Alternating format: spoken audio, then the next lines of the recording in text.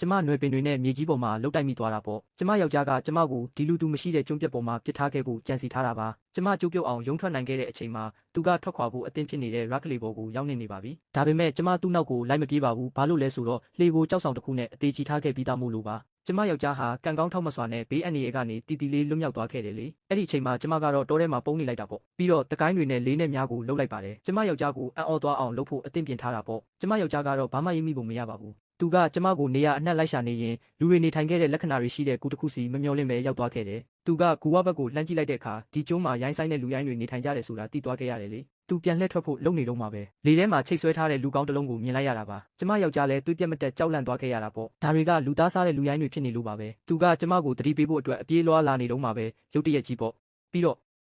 ကျမယောက်ျားခမများချွေးစေးတွေပါပြန်လာခဲ့ရပါတယ်ကျမကသူ့ကိုတက်ချင်နေတယ်ဆိုတာကိုသူလုံးဝမယုံနိုင်အောင်ဖြစ်နေတာပေါ့ကျမကသူ့ကိုနောက်တစ်ကြိမ်ပြန်ချိန်လိုက်ပါတယ်ဒါပေမဲ့သူကကျမပြစ်လိုက်တာကိုကံကောင်းထောက်မစွာနဲ့ရှောင်တိန်နိုင်ခဲ့တယ်လေကျမယောက်ျားလည်းတစ်ပင်တပင်ရဲ့နောက်ွယ်မှာကမန်းကတန်းပုံလိုက်ရတာပေါ့ကျမကတော့သူ့ကိုလေးနဲ့ဆက်ပြီးချိန်ထားတော့မှာပဲသူလည်းအကာအကွယ်တစ်ခုခုရဲ့နောက်မှာပုံနေုံကလွဲလို့အခြားရွေးချယ်စရာမရှိတော့ပါဘူးအဲ့ဒီအချိန်မှာပဲသူကမြေကြီးပေါ်မှာရှိနေတဲ့အုံသီးတစ်လုံးကိုတတိထားမိသွားပါတယ်ကျမအာယုံလွတ်သွားတဲ့အခိုက်အတန့်ကိုအခွင့်ကောင်းယူပြီးတရွက်တွေကိုဖဲကားထွက်ပြေးသွားခဲ့တယ်လေဒါပေမဲ့သူဘလောက်ပဲမြန်မြန်ပြေးပြေးများတစ်စင်းထက်တော့ပိုမမြန်နိုင်ပါဘူးကျမကကြောက်ဆောင်တစ်ခုပေါ်ကိုတက်လိုက်ပါတယ်ပြီးတော့အပေါ်ကနေခုန်ချပြီးမြားနဲ့လှမ်းပစ်လိုက်တာပေါ့ကျမယောက်ျားဟာနောက်တစ်ချိန်ကံကောင်းထောက်မစွာနဲ့အသက်ဘေးကလွတ်မြောက်သွားပြန်ပါတယ်ကျမကသူ့ကိုအမိလိုက်ဖို့ပြေးသွားတဲ့အချိန်မှာတော့သူကပျောက်ကွယ်သွားပြီဖြစ်လို့ဒီကျုံးကနေထွက်မသွားနိုင်အောင်တားဆီးဖို့ကျမက rock လေးကိုမီးရှို့ပစ်လိုက်တာပေါ့ကျမယောက်ျားခမလည်းအခြားရွေးချယ်စရာမရှိတော့ပါဘူးပြီးတော့တောထဲမှာပဲထပ်ပြီးပုံအောင်နေခဲ့ရပြန်ပါတယ်ကျမလည်းတောထဲကိုပဲပြန်လှည့်ဝင်လာခဲ့တာပေါ့သူကကျမရဲ့အနောက်တက်မှာရောက်နေတာကိုသတိမထားမိပဲနဲ့ပေါ့အဲ့ဒီမှာတင်သူကကျမကိုတုံးနဲ့ရိုက်ပြီးသတိလစ်သွားအောင်လုပ်လိုက်ပါတော့တယ်ဒါပေမဲ့ပြီးခါမှသူလုပ်ခဲ့တဲ့လုပ်ရက်အတွက်နောင်တရလာပုံပါပဲ